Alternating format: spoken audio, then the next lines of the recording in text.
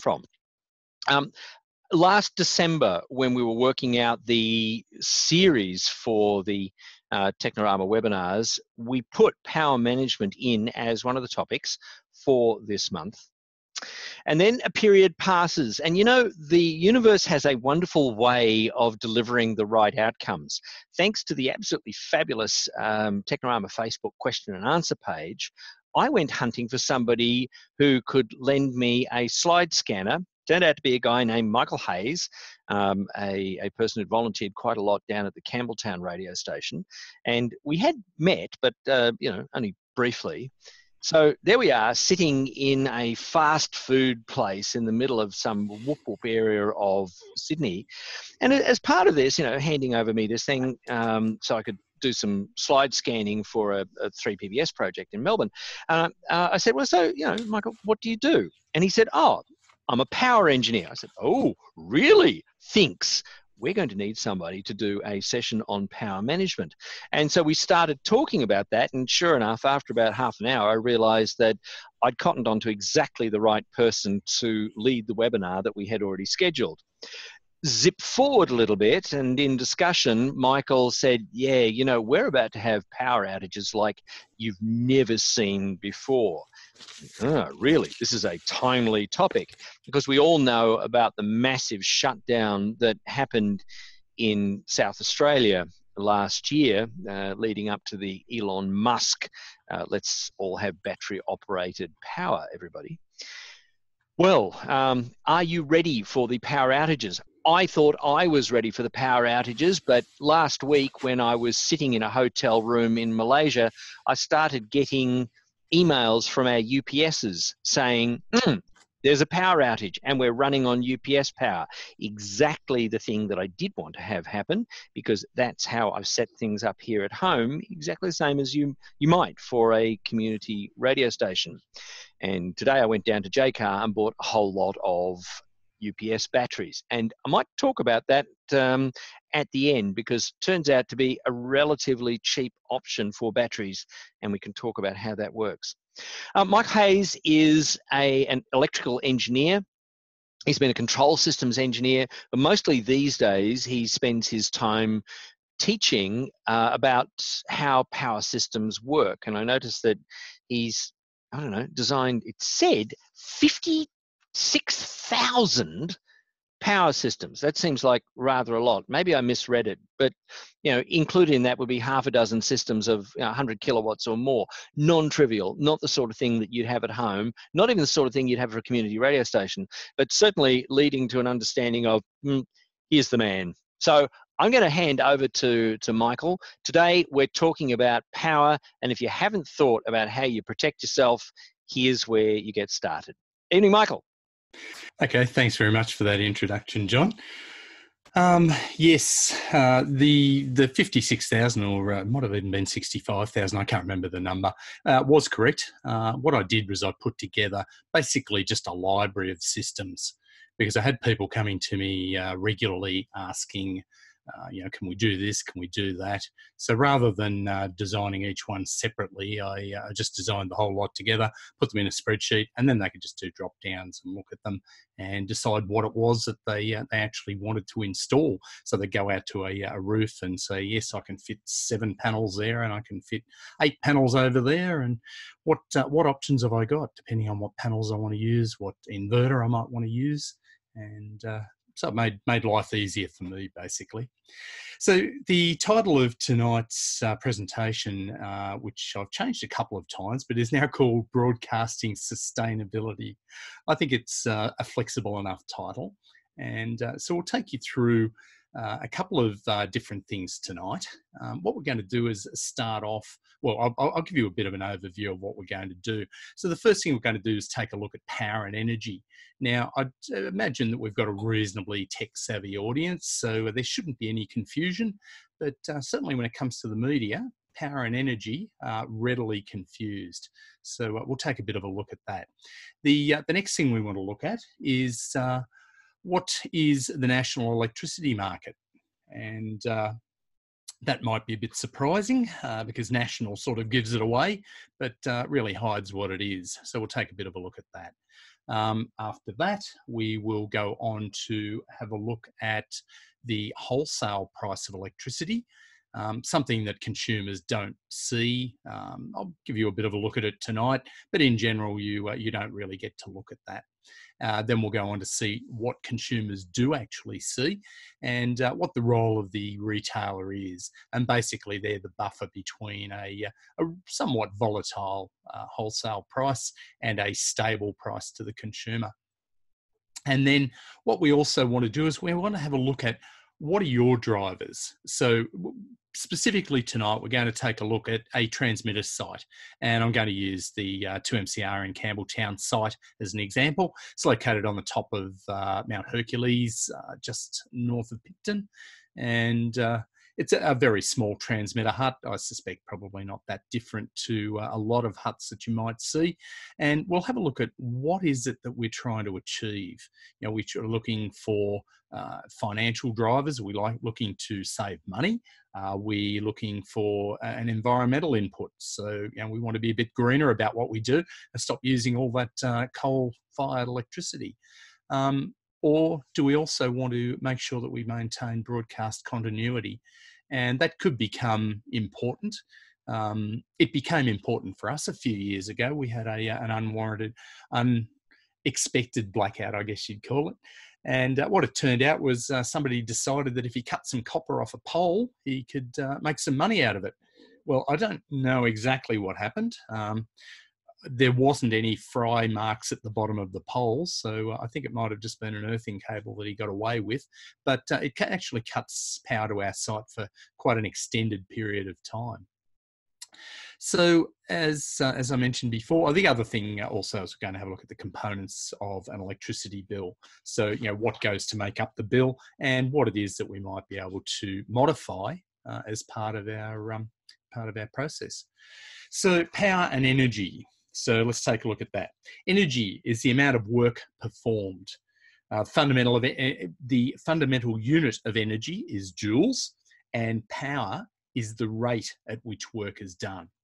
So the fundamental unit of power is the watt, and 1 watt equals 1 joule per second.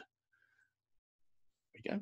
Yep, 1 joule per second. Of course, that's not a very useful unit when we come to looking at household consumption, or certainly not network consumption. So that's where we use the metric prefixes. We use a kilowatt. That's 1,000 watts, a megawatt being 1,000 kilowatts, and a gigawatt being 1,000 megawatts.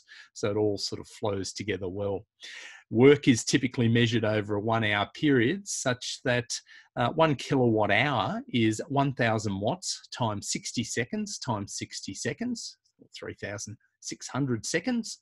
60 seconds per minute, 60 minutes per hour, which gives us 3.6 megajoules. Now, a megajoule is so a megawatt hour is 1,000 kilowatt hours, a gigawatt hour, 1,000 megawatt hours. Not telling you anything you don't know there. A gigawatt hour is 3.6 petajoules. So I guess if we think of storage, we all know what a kilobyte is, a megabyte. We've gone on to work with gigabytes and more recently terabytes. The one that most people don't deal with yet is petabytes. Although, as John will recall, there was a site in southwest Sydney which has a couple of petabyte drives in some of their computers.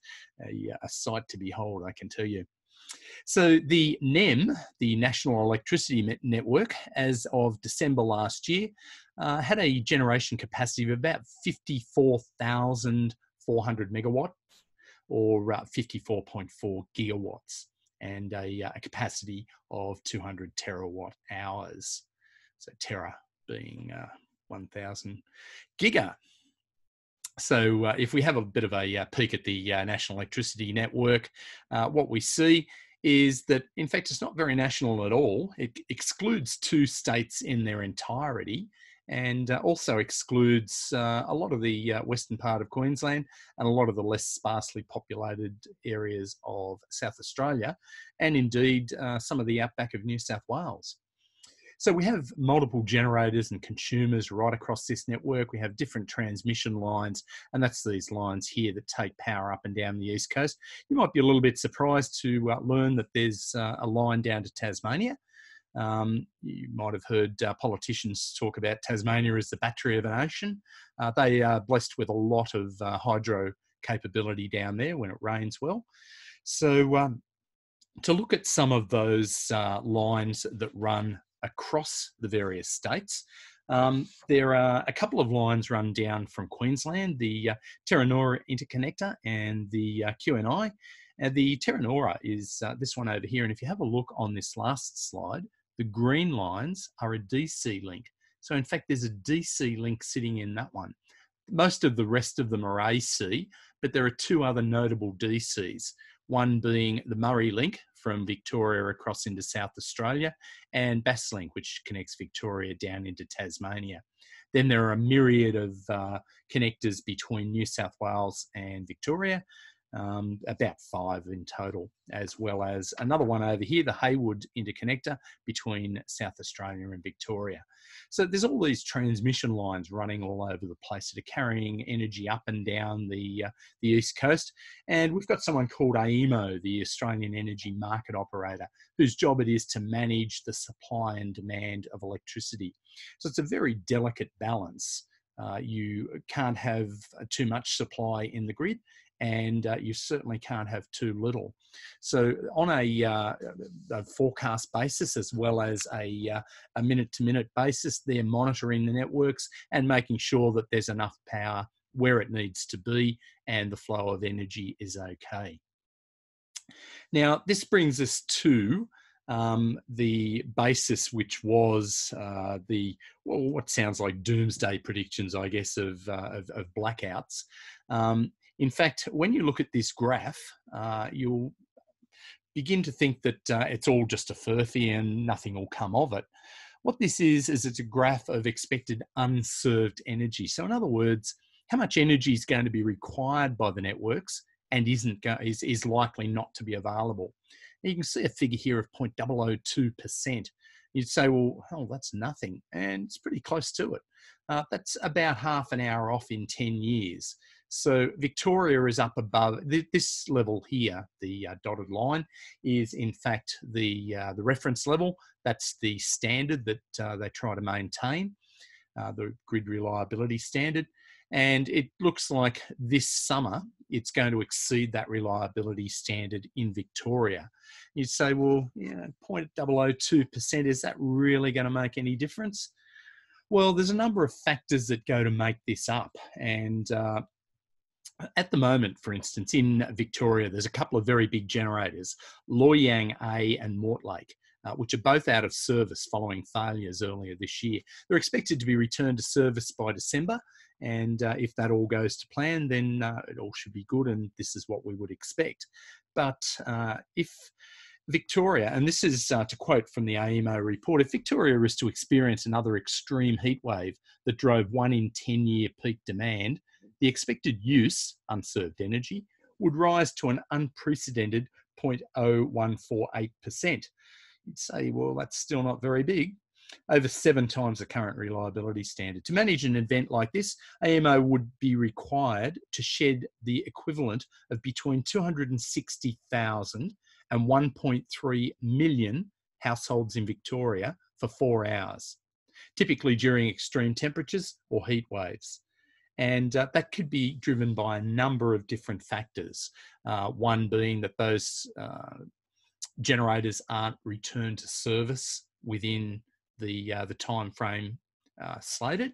It could also be failures, other unexpected failures in the system, transmission failures in getting energy in and out of Victoria, as well as if you look at what happened in South Australia a couple of years ago, despite what a lot of the naysayers had to say, it was basically due to tornadoes that took down transmission lines. And when you've got 2 poles standing without a wire between them, or in fact 2 poles lying on the ground, it's very, very hard to get electricity moving around the network. So there's a number of things that could give rise to those problems. So let's have a look at the price of electricity and what it is that drives the price of electricity. So one thing you might ask is, we talked before about the wholesale price of electricity. So what's that price right now? Well, fortunately, we can have a look at what the price is right now. And if all this technology doesn't fail me, I have a horrible feeling that it might. Let's see if we can go and have a look at that very quickly. It might not want to show it to us. But what we can do in here is we can actually have a look at what the price of electricity is doing right now across the electricity network, and particularly in South Australia, Queensland, New South Wales, Tasmania, and also even in Western Australia, even though it's not part of the National Electricity Network. So you can see in New South Wales right now, the spot price is about $195 a megawatt hour. That's about 19.5 cents a kilowatt hour. So you'd say, well, that's probably pretty close to what some people are paying for electricity. But you see earlier on in the day, if we go back to just after lunch, it was down around $38 a megawatt hour, probably about 3.8 cents a kilowatt hour. So on the whole, you can be pretty sure that the retailers don't lose out. And in fact, you can be damn sure that they're going to continue to make their money. So here we go. It's good when the technology works. That's the problem with computers. They do what you tell them to and not what you want them to do. So do consumers pay the spot price? Well, of course, no, they don't. In fact, what consumers pay is driven by what their retailer charges them, and what they're doing is translating estimates of spot prices and trying to cushion it out to give retail or give consumers a stable price for electricity. So retailers offer a plan for supplying electricity, and that means that it's going to be charged out at over a fixed period of time at a known rate, and that only changes about once a year. Also, the cost of electricity supplied by the generators is part of a bill. And a typical bill comprises a number of things. The wholesale costs, which is about 30 to 40% of generating electricity costs. Network poles and wires costs, about 40 to 50% of the bill. Also environmental costs, 5 to 15% of the bill. Direct costs of government schemes like the renewable energy target go in to make that up, as well as retailer and residual costs making up about 5 to 15%, the cost of the retailer service and other residual costs. So some large industrial customers like zinc refineries, aluminium smelters and the likes, they do deal directly in the spot market, which allows them to take advantage of some of the lower prices, and also to shut down their production to avoid some of the really peak figures, as well as AEMO sometimes requires them to shut down, as happened in New South Wales some time ago. And so by doing that, they can also have a big impact on the price that they ultimately pay. Within the contract market, consumers pay they have a contract with the generators. That's how the retailers keep some sort of control over the process. They also enter into hedging contracts to take account of extreme events. They fix the wholesale price of electricity and reducing retailers' exposure. The exposure, you might say, well, we saw it before at $195 a kilowatt hour, a megawatt hour. So what can it go from and to? Well, the peak is capped at about $14,500 a megawatt hour. So it's about $1,400 a kilowatt hour is the peak price of electricity in the market. So what's the minimum? In fact, you'd be surprised to know that the minimum can go down to minus $1,000, and in fact has gone negative on a number of occasions. So that's times when there's gross excess generation into the network, and at those times, generators actually have to pay to put energy into the network, and obviously someone like a zinc smelter, if they could use that energy, they would certainly do that. And so the retailers basically absorb a lot of that and try and maintain stable prices for their retailers. So let's go on and have a look at an electricity bill. So hopefully you've got some bills with you. You might be able to follow along with me. This is an actual bill from a little while ago. It's probably about a year or two old now. And what it's showing is that this is for a transmission hut. So it's got an STL link in it. It's got a transmitter, which from memory transmits at a power out of the transmitter about 220 to 250 watts or something, which is of course very different from the power that goes out on the antenna. But also the power into the power supply of the transmitter is much higher again. So you might expect, I don't know exactly where, maybe 50, 60%, something like that, efficiency out of that transmitter. And so it takes a lot of energy into it to get that power out.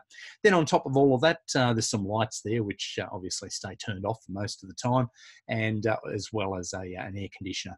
And the air conditioner, that can be one of the big variable sources of supply. So we can see here, we've got about 25.5 kilowatt hours a day. So roughly about 1 kilowatt of consumption. So remember, 1 kilowatt over 1 hour is 1 kilowatt hour. 1 kilowatt over 24 hours, about 24 kilowatt hours. And this is typical for what it might be in summer. During winter, you would expect it to go down, and you can see here that it's probably sitting closer to maybe 18 or something like that. Then if we look at the components of the price within that bill, we can see here that the consumption for this 99 days of the bill was about 2.5 megawatt hours, 2,500 kilowatt hours at 23 cents a kilowatt hour. And the fixed charge was about 99 cents a day, so roughly about $1 a day. So we can see here are the two components of the bill. It's a fairly simple bill. It means that the overall bill adds up to about $687 or something like that.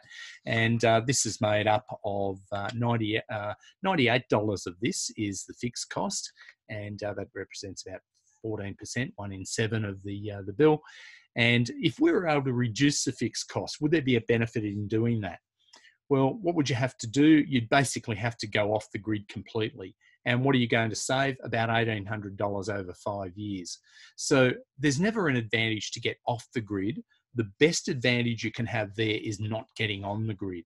So whereas it saves very little to get off the grid, if you were to not get on the grid, you could, for instance, avoid easily 30, 40, 50, I've heard figures up to $80,000 and $100,000 where you've got to run a line in over quite a distance, and that distance could then involve a transformer at the end of it. It can be very expensive to put the power in, and that's when you'd probably consider going off grid altogether. And the advantage then is you can almost pay for itself on day one. So the next thing is to reduce the variable costs. So how do we do that? Well, the most obvious thing is to reduce consumption. Easier said than done. Have a look around. How well insulated is the hut? The hut we had started its life as a, believe it or not, a solid, not solid, but a sheet aluminium shed. So it was all welded, reasonably airtight actually, on a concrete slab, all aluminium, quite thick aluminium. Absolutely no insulation at all. So when we built that, I put some insulation in the walls, put some studs up and lined it with some gyprock. And so now it's got a reasonable degree of insulation. So that stops the heat transfer in from the hot days. Of course, the disadvantage is it also stops the heat going out.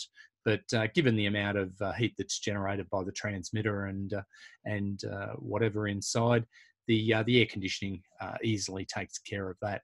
So next thing to look at is the air conditioning set point. Where should an air conditioner be set at? Well, if you're like me, I tend to like running them down very low because I like to be cold. But given that there's no one in a transmitter hut most of the time, do you really need it down at 21 or 22 degrees? I would argue not. You don't need to keep your equipment cool. What you need to do is to stop your equipment from getting hot. So if you put a cooling only mode on your air conditioner and set it at maybe even 27, 28 degrees, if the heat gets in from the day or the transmitter starts to get quite warm, the air conditioner will come on and it will make sure that the temperature doesn't go too high. but it just might not be as pleasant in there as it would otherwise be. You could also negotiate your rate with the energy retailer, and that's what we're being told to do. You could install solar panels and or a battery. Or there's another thing called arbitrage, and a lot of people talk about that. We'll have a brief look at that and find out why it's really not worthwhile. There's not much in it at all. So if we look at reducing consumption, obviously lights and non-essential loads are turned off. Air conditioning is the main focus, and so we look at the set point, especially if we're on a time of use tariff. One of the ways you can store energy is, in fact, you can chill the room to, let's say, if we put it down to 20 degrees, and then during the peak period, if we could then make it go raise the set point during the peak period, then the air conditioner would back off, it would coast through, and by the time we got into the evening cheaper rates, we could bring it back on. Most air conditioners don't easily allow you to do that, so probably not an option, but worth considering. According to CanStar Blue, should be set around 25 to 27, and maybe 18 to 20 for heating in winter. I would argue for a transmitter, do you really need to heat it all in winter? Possibly not, especially if your insulation's right. And the 25 to 27 might be good for people. I think the equipment can probably handle something a little bit better than that, or a little bit higher. So maybe 28 degrees in summer, and we just need to stop the heat and not to actually cool it down. So the next thing to look at is the comparison of energy prices. But before we do that, I'm just going to invite John back in, who's going to give us a bit of a rundown. You there, John? I certainly am. Thank you, Mike. This is going fascinating. I've got a whole heap of questions. I'm sure other people do as well. So if you've got questions, you'll notice there's a little Q&A button that you can press on the Zoom interface. Log the question there, and then we'll take questions off the stack, either, immediately if it's a really, really good, important question, or at the end when we get into a bit of Q&A. Certainly, I just echo Michael's point about the temperature in the transmitter hut. The important thing there is it doesn't need to be cold, it just needs to be consistent, because your enemy is overheating and drying out of caps, but also condensation, which happens as the temperature fluctuates. Yes. So keeping the temperature stable is actually pretty important. But, and I will say this, in any radio station, what piece of equipment is the most likely to break? And that is people. And when you go to work on the transmitter, that's the time when you turn the temperature down to something nice and comfortable, and keep it nice and comfortable while you're working there, and then set it back to, as Michael said, 28. It's a good sort of number. Absolutely agree. You agree with that? Yes. Nothing is worse than trying to fix a transmitter while you are soaking wet. Yeah, it's really horrible. So just while Michael has a quick breather, I wanted to remind everybody about some upcoming important events with Technorama. The annual general meeting for Technorama Incorporated, so that's for all of us who are members of Technorama, is on the 18th of September. And I'll just, just bring up the Technorama website here. So if you go to the Technorama website, you'll see there's a little click here that says Annual General Meeting. And if you go into that, there's a bit of a blurb about the meeting. Nope, that's tonight's webinar. It's not what we want at all. We want to go into that one, I hope. Yes, that's better. And that tells you all about the annual general meeting, and in particular, the fact that at the AGM, we of course vote on the board for the following year. This year, for a number of reasons, we have 6 positions on the board open. And of course, current board members are invited to renominate. But if you're interested in the work that Technorama does, you might want to nominate. Full instructions on how this works there, and feel free to contact me offline if you'd like to have a discussion about that.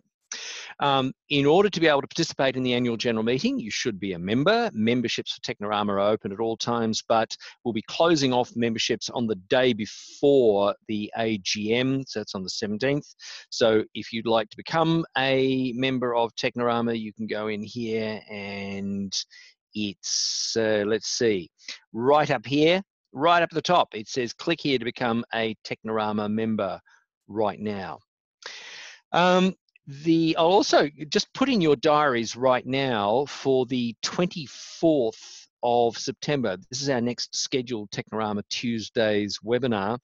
And the topic there is preparing your station for smart speakers. It's a major topic. Getting your station ready for the world of smart speakers is something you should be thinking about right now, because people are going to start talking about your station. Hello, I would like to listen to 2NQRB. And a lot of that technology works better if you have done some things in advance. So just having people talk about your station and have it pop up on their car radio isn't going to happen as effectively as you might like without you doing a little bit of thinking. So that's the topic on the 24th of September, getting your station ready for the world of the smart speaker.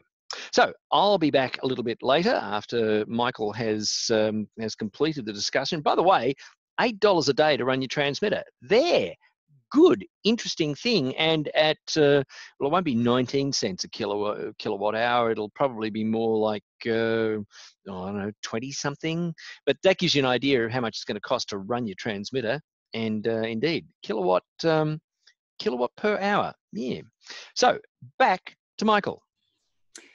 Good, thanks, John. So, technology's got me. It's one of these. I probably want to share this one. No, possibly not. This one, yes, that's the one I want to share. So we should be back to, no, we're not. Yes, we are. Okay, so we finished off with reducing consumption. We'll run through the rest of them fairly quickly. So what we were told was that we should shop around. So there's a number of places that can do that, and this one is run by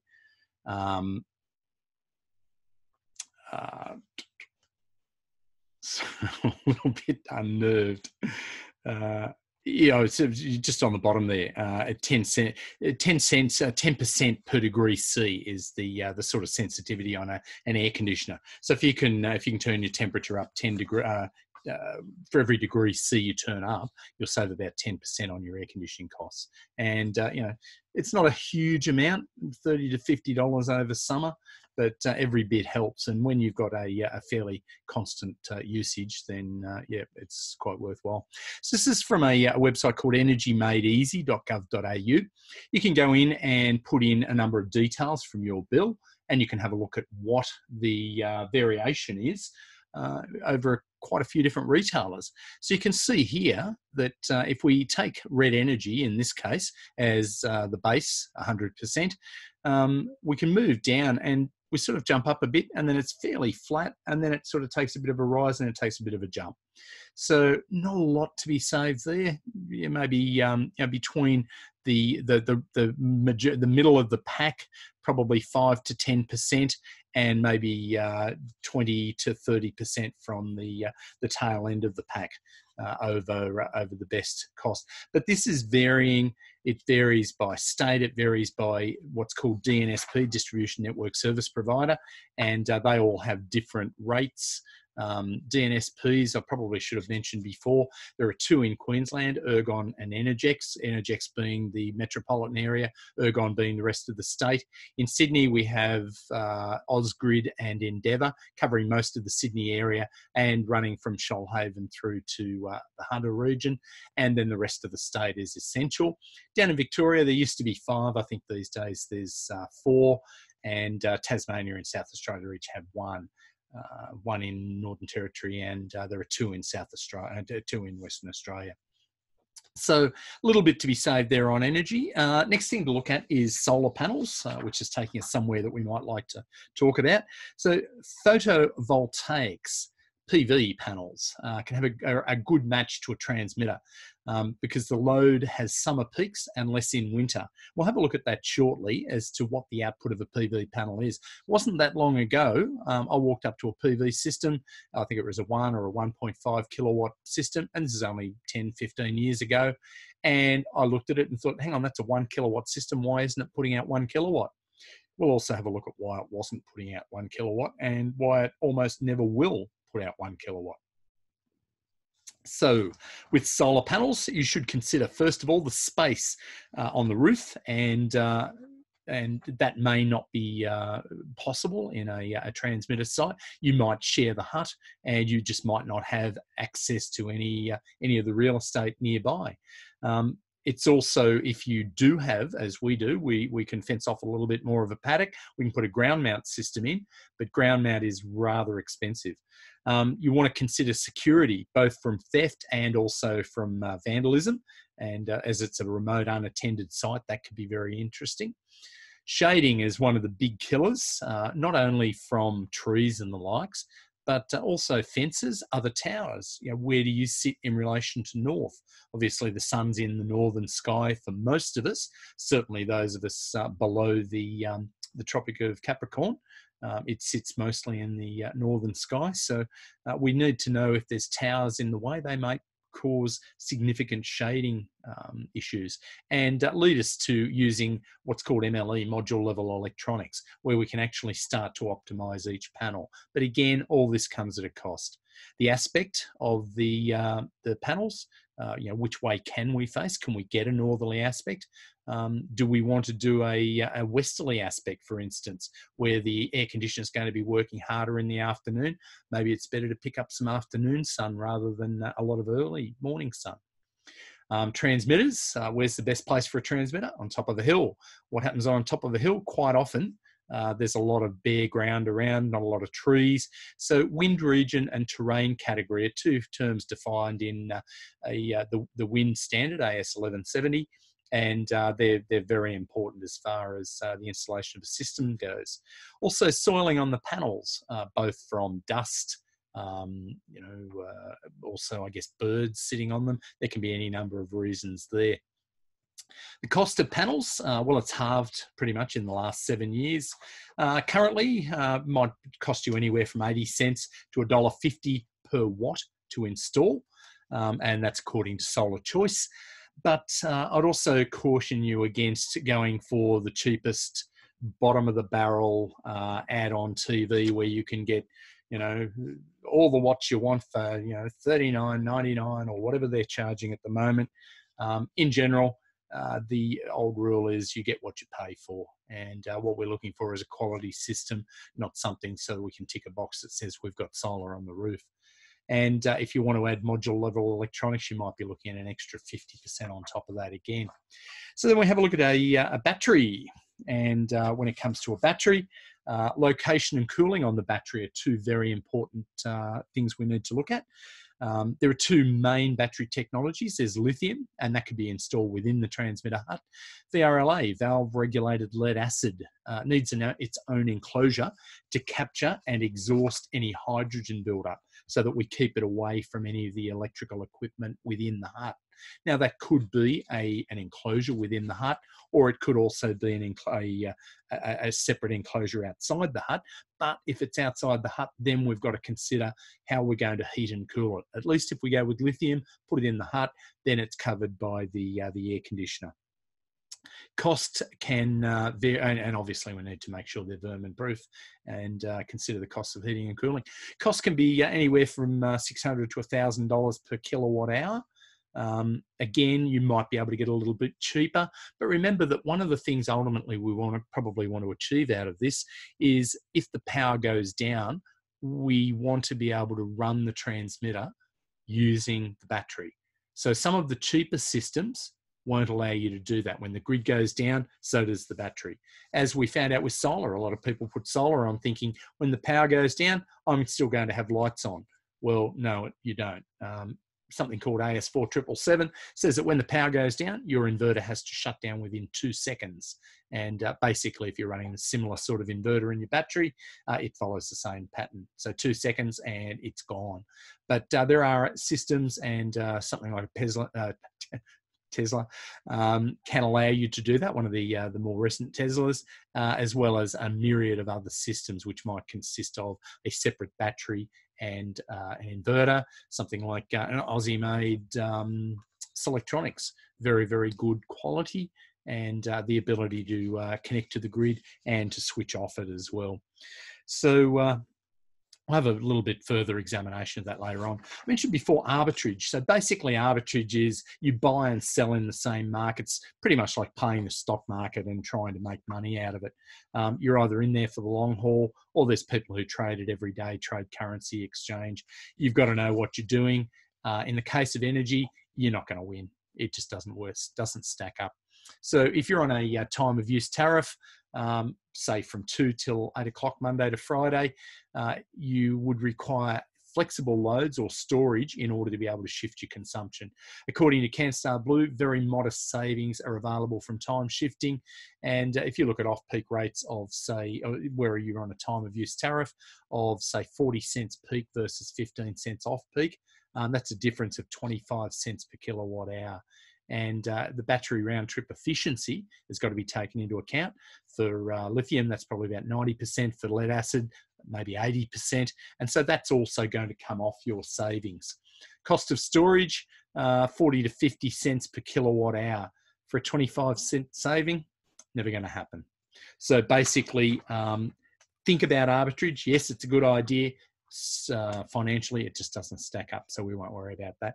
Which brings us to the Tesla big battery, which everyone might be familiar with. And so it's officially known as the Hornsdale Power Reserve in South Australia. It has a capacity of 100 megawatts and an energy storage, remember, power versus energy. Energy is 129 megawatt hours. It cost about $90 million and was expected to earn about $25 million for the first year, according to Renew Economy.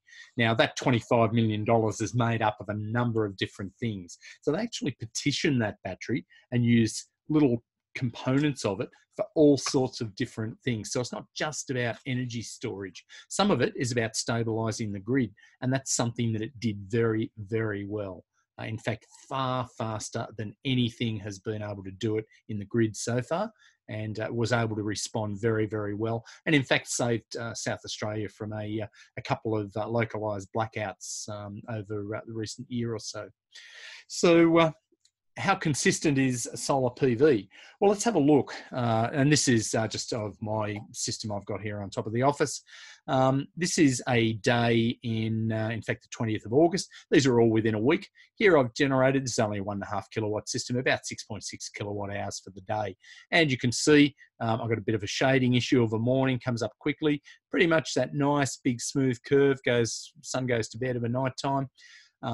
Then we also lose a little bit the next day from clouds. You can see they kicked in after lunch and stayed there for half the afternoon. Then about a week later, it was very, very low. But what's important here is have a look, 1250, 1250, and the top of that graph there, if I can clear this out of the way, is about 400. So very, very low there. And in fact, you'll see that that's only about 1.2 kilowatt hours generated for that day. So the losses, when we consider losses, it's very much a glass half empty, glass half full. So efficiency is sort of water in the glass versus loss, which is air in the glass. So if we look at the overall system yield, the angle of incidence of the sun is probably has maybe a 5% variation. Now, to try and understand that, think of headlights on a road.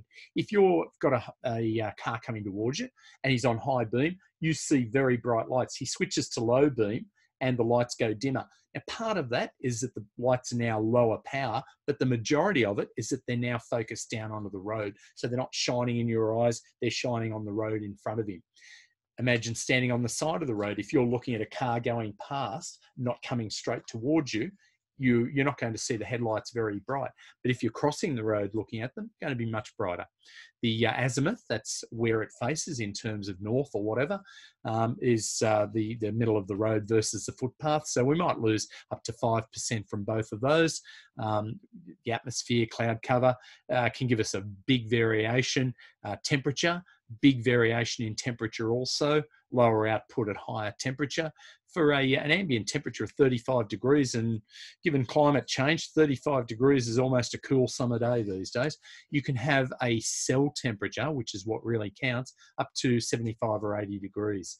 And so, you know, when you're getting up to you get about 35 degrees on top of ambient. So for a 45-degree day, you can go up to 75 or 80 degrees, and you can lose a lot there. Shading is very much dependent on the installation, washed or rain, whether it's cleaned. The inverter might give you 5%. DC and AC cables, a couple of percent there. Total output, about 75% of the available energy. So you can expect that if you've got a 1 kilowatt system, it might give you about 75 kilowatts. And that's when you've got reasonable sort of tilt and azimuth on the panels. Early in the morning, late in the afternoon, that's when you start to get this graph that sort of looks like a bell curve. So the efficiency of the panels, overall, the conversion efficiency of silicon PV panels is probably from an incident power of about 1,000 watts per square metre. It's technology dependent, but basically about 18% efficient. So that means, 18% efficient. So that means we only get about 82% loss. So if we take a panel as being 1.6 metres by 1, 18.3, that means 1,000 watts per square metre is going to give us about 300 watts output from that panel, which pretty much tallies up with the current panels. So for 1 kilowatt, you need an area of about 5.5 metres by 1 metre. You lose 75% of this. So to get 1 kilowatt of AC power, you're going to need about 7.3 metres by 1 metre. So let's go back to our actual case. And this is a shot from Google Maps.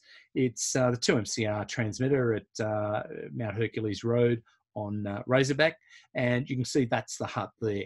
Now, luckily, we're the most northerly hut, so we can look straight at the sun, unlike this one here, which I think is a 2WS repeater, and this one down here is a very large railway system. So if we have a look at that, if it's going to be kind to me, then what I should be able to show you, and again, I'm sort of hoping that this is going to work, is if we duck into Google Maps.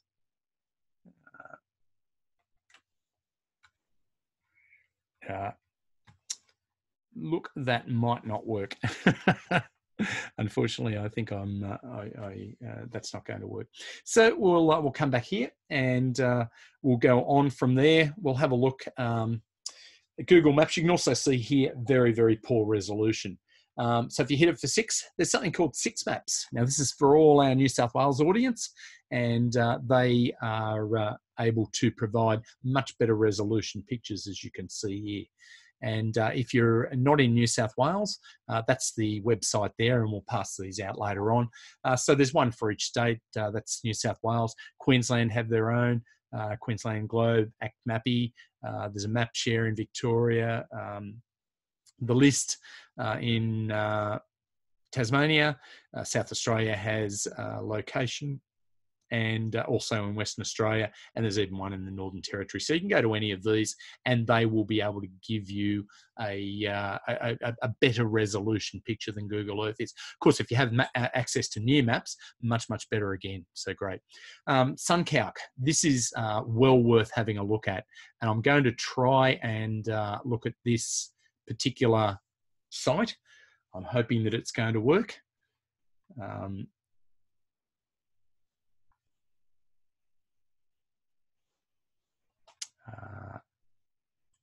And let's move to this one, and hopefully you can now see what it looks like. Now, just take my word for it that is our transmitter hut just about there somewhere. So what this does is when the sun is setting in the morning or before it's risen, you can see here once it rises, the sun moves across the sky. There we are at, if I put that on midday, you can see it's pointing almost north. Wouldn't it be right north at midday? Well, actually not, because Sydney's 10 UTC plus 10. But remember that there's 15 degrees per hour. So that means that 150 degrees is actually where the sun's at north, and Sydney's about 151 or something. So if you're in Marulan, yep, it would be pretty much north. Then as we move through the day and into the afternoon, eventually we get where the sun goes below the horizon. So this outer circle is the horizon. This tells us how far up in the sky it is. And this band, this big band here, is winter up there and summer down here. So you can see here we've started to move out. That's the 17th of May. If we go to now, so today, and what happened at midday today, you can see we've started to move out here, and we're pretty much not too far shy of equinox, and eventually we'll move down to here in summer. You can also see that in summer, the sun actually sets, rises and sets south of east and west. So interesting enough. So if we go back to here, hopefully,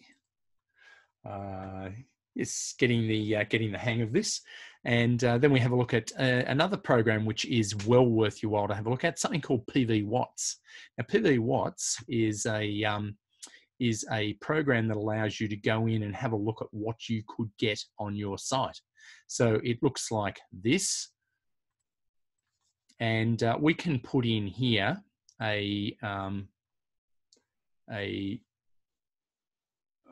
where are we? Sorry. Okay, we can put in 126 Mount Hercules Road, Razorback. So if you might remember a long time ago, or maybe not, that's where the Hume Highway used to run through, and where there was a massive truck blockade back in the 70s. So if we do that and we go and have a look at that, it's now searching for some weather data, and it's saying the best source of weather data is Sydney Airport. And it's not too far away, so we'll take that. So let's accept it. Come into here. Now, one of the things we need to do is it's built by America, so we've just got to change that to 0. And if we have a look at the actual site itself, we'll just move this around. There's our hut there. Move that into the middle of the screen and zoom in as far as we can get.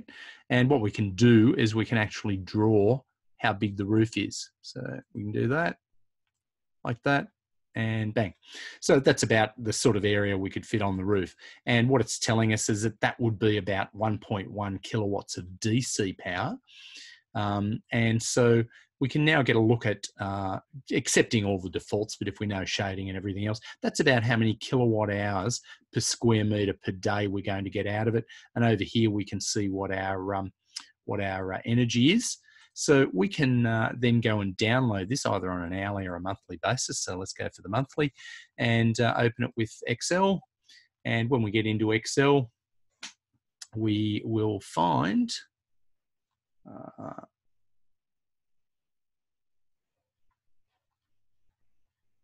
there it is. So we want to share.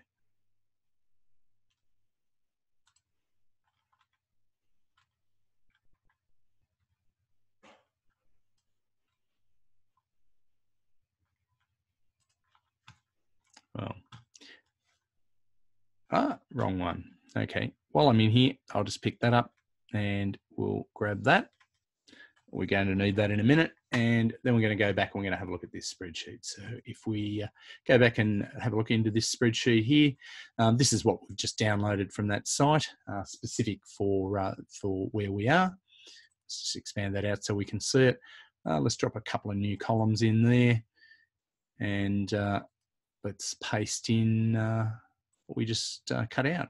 So there's how many days we've got in each month. So what we're going to get is the system output is going to be that many kilowatt hours divided by the, that's for the month, that's how many per day. So there we are, we've got now about 5.4 kilowatt hours in January, and there it is going down.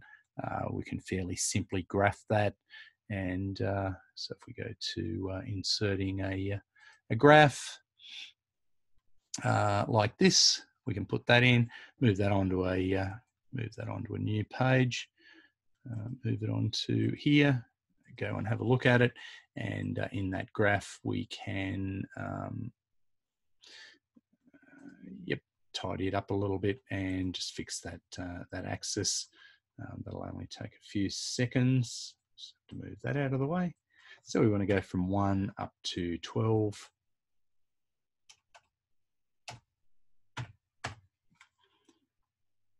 And that's what it looks like. So that's what we can expect the output from. So you can see here down in the middle of winter, here we are in June, we're getting about 2.5, just over 2.5 kilowatt hours per day, less than half of what we're getting during summer. So quite a significant loss there. So, okay. Let's go back to here. So that's PV Watts, a very useful tool for you to be able to have a look at what sort of output you might get from a PV system. And although you're not sort of expecting to design that system yourself, it might give you a bit of an idea and make you consider what is it that you really want to do. It could be, in fact, that a lot of sites just won't have the room to be able to put any panels there at all. And maybe what you're really looking for is a small battery, a small inverter, and just the ability to stay on air when the power goes down. With climate change ramping up the way it has been and the way it's going to continue to go, we know that the electricity network's balanced on a knife's edge, and given that policy movement in that area has been somewhat slow, we can see that down the track we're probably going to run into problems. And just as a very quick aside, in New South Wales at the beginning of the year before last, I think it was, we had a particularly hot day. It was looking at getting about 45 degrees. I wrote on our local Facebook page that it'd be nice if people could sort of consider, it doesn't matter what your politics are, climate change, forget all of that. We are where we are today. It's going to be hot and there's likely to be blackouts. And I said, consider there are, young children, there are old people, there are hospitals, there are a lot of places that have to stay working. And so, if you're able, maybe you could turn your air conditioner off and tuck in for the afternoon just to help everyone else through. And I couldn't believe the backlash of people saying, hot day, I'm putting my air conditioner on. Yeah, a little bit sad. So that concludes. Sorry, we've gone, in fact, we've gone very late. John, are you there? We might have to take, if you've got one or two very quick questions for us. Yeah, take those. Otherwise, what we might have to do is take them on notice and maybe email back some answers. Well, two things I've noticed. One is everybody's hanging around, which sort of says about the importance of the topic. The other one is nobody's asking questions, which says either they've fallen asleep or you're actually answering everything as you go. And I think you've actually done a pretty good job there. I've got a couple of takeaways already. 6 maps I didn't know about, and I just went and had a look at that. I had a look at my house, and it works pretty well. And I don't know that it's better. In fact, it shows a slightly different view to Google Maps / Google Earth, but I can zoom in as far as possible without that annoying thing that Google Maps does, where it switches into Street View. Yes, it does too. Yes, really annoying. Right. So that's actually quite good. And I noticed looking at that my next door neighbor, who does have a small PV system, probably is, I'm just looking at the square meterage of that, probably not getting as much as he thinks out of that system. Yeah. Well, I think one of the big advantages of that, Bud, is that if you do it around the city, you'll find that Google Maps is fairly well updated and it's not too bad. Yeah. It's when you get out into the country where they've got one satellite image from anywhere up to 5 or 10 years ago, that's where it really comes into its own. So let's go back to something that you talked about very quickly at the start. And you said like the national grid, which pretty much runs up and down the coast from sort of FNQ around to Adelaide and a bit beyond. Yep. But if you're not on the national grid, like if you're in Western New South Wales or you're in Whoop Whoop, South Australia, where is your power coming from? Oh, look, basically what you're looking at there is a map of transmission lines. So there are transmission lines, and then you have substations, and then sitting below those, you then have distribution lines. So it's like we're looking at the veins and the arteries. We're not looking at the capillaries. The capillaries are the distribution network, and they do extend a lot further than what you see on that map I showed. So you're still getting the power from the same place, and it's still coming from the national generators. But you've got these tiny little lines running out a long, long way. And then when you do get out, especially in far western Queensland, then what you have is you have communities with diesel generators. And that's really where they're at. Certainly in Western Australia, Ergon, which is the rest of the state. So Horizon is in and around Perth. But if you go to Ergon, they're the rest of the state, and they have a couple of small networks. But if you go to somewhere in Western Australia, you have a town generator, and there are a number of generators which generate for the town. And so it becomes very, very difficult to put PV on there, because you're fighting the PV, your PV, and all the cloud cover and any changes that come along are all fighting with that generator. So they limit you unless you have batteries, and you can smooth. You actually have to go from full output to minimum output over 12 minutes. And that requires a decent sized battery. So okay. So let's just talk about people who are on or off grid, but running a community radio station. And I think the most important thing is to ensure you have continuity of service. So powering the transmitter, unless you've got a humongous battery array and maybe PVs at the transmitter hut, that's not going to run for you're not going to have enough batteries to run for terribly long, but you might have enough to be able to give you time to go and kick in the generator. The one that you bought from Aldi when it was cheap. Yeah, which you probably no, I won't say that. No, don't say that. No, I won't say that. So if you were to get something like a Tesla Powerwall 2, if you were to get an LG Chem, one of those sorts of batteries, generally you've got about 13 odd, 12, anywhere from 10 to 12 or so kilowatt hours of storage. And as we saw for the MCR transmitter, running at about 1 kilowatt, that's going to give us about 6 hours. And 6 hours is pretty much going to buy you across all the peaks. And enough time to get up the hill and start the generator. Well, it's a steep hill, but yeah, you should have enough time. Well, but then of course you don't necessarily need to run everything. So you could have a strategy that says, if there's a power failure, let's let the air conditioning stop. We'll take the risk on the increased temperature in the hut, but we'll keep the transmitter actually running, and therefore it will run for quite a bit longer. Yeah, once you take your air conditioning out of the loop, that will make a big difference. So, for instance, we've probably got about a 2.5 kilowatt system up there of air conditioning. What that'll actually draw is probably closer to 500, 600, 700 watts. Yeah. But what you can do in most of the good inverters is you can have an output that says, okay, if we lose the grid, let's turn this output off, and that'll shut down the air conditioner. So all of that can happen automatically. And of course, if you have network there, which I think we're all trying to get at the moment, then you can actually dial into that inverter remotely, and you can either watch it, download data from it, or in the extreme, you can control it. Turn circuits back on and off. Yeah. And indeed, every so often you'll see on eBay, there are some very useful devices. APC has some where they're power strips that are completely remote controllable via a web interface. They're IP controllable. Similarly, in the studio, what sort of recommendations would you have for somebody who wants to provide power protection for the studio facility and just keep that running? Look, what I would recommend you don't do is get one of those little black boxes that some of the electronics retailers sell. They have like 600 or 700. Yeah, that's the one. Volt-amp units. And they have things on it like modified sine wave. Modified sine wave is another word for a square wave. It's absolutely horrendous. Is it really square? Some of them are pretty damn square. They're Okay. terrible, shocking, which means that the front end of most of your electronics starts off with a rectifier and a capacitor.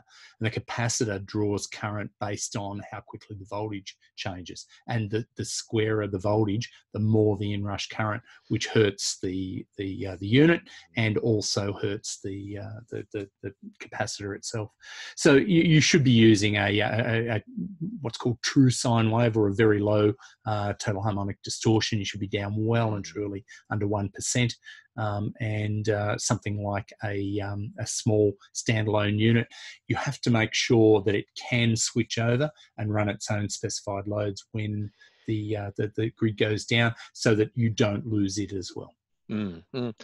Actually, there's an interesting thing. I've got again a large number of APC UPSs just here at home protecting various things, and they're called line interactive. So they don't kick in until the power fails, as opposed to one that's pumping out signal all the time.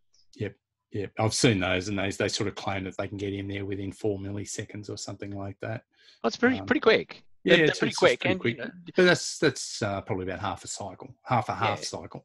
Yeah, but of course we don't know. You've now encouraged me to go and grab an oscilloscope and actually have a look at the output, because the fact that it's line interactive, which is manufacturer speak for not actually putting out anything until the input power fails, doesn't necessarily mean that the output power is a square wave. They're quite separate things.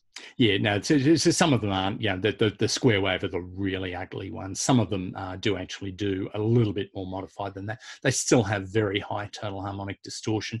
When you do have a look at it with an oscilloscope, just remember what you want is a small transformer. You can get one from JCar and the likes, 230 volt in and 4, 5, 6 volts out, something like that. You'll lose a little bit of that square wave, but it'll show you the waveform. You can put it onto a crow, because you obviously can't plug a crow onto 230 volts. Which is exactly what I was going to do. But okay, we'll have a conversation about that later. Yes, and we won't mention the way people used to do it, because it is a death waiting to happen. These are very good topics that if there are questions, there's still nobody asking questions on the Q&A. So we can certainly take questions on the Technorama Q&A page. And these, every so often there is a heated discussion about UPS, or maybe a discussion that's cooled down a little bit from UPS that isn't actually overheat. This is the sort of topic where there's a great brains trust, and people who are waiting to answer those very specific questions that come up that may be a little bit beyond a session like this. Yeah. True. So, Michael, I want to thank you very much for that session. It's a great overview, particularly some of the information about the grid and about power. And you've really covered so much. And I've got a couple of great takeaways, including 6 maps. I think the discussion about protecting your transmitter, and you don't have to run your air conditioning at frigid for it to work.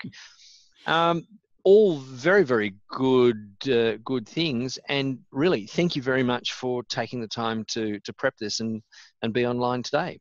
You're welcome. Thanks, John. Muchly appreciated. Okay. Technorama, the AGM, don't forget, on the 18th of September.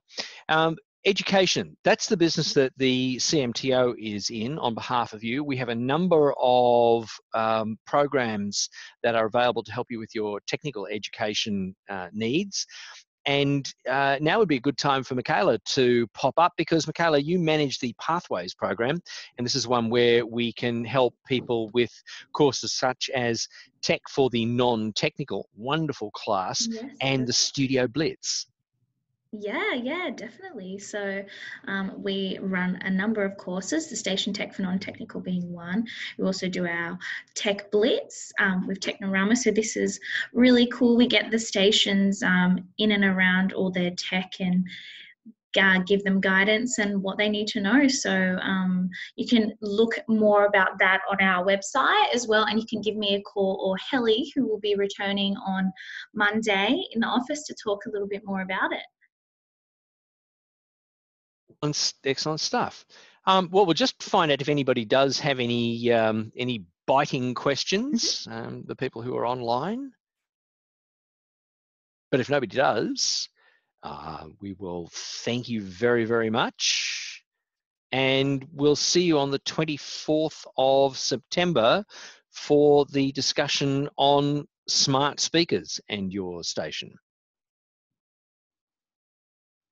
Nope, nobody's going to be here. Okay, I know when I'm not wanted. But really, we all are. Thanks very much, everybody, for attending. Great having you, and we'll see you on the 24th. Okay, thanks, John. Thanks for coming. Thank you, everyone. Thank you.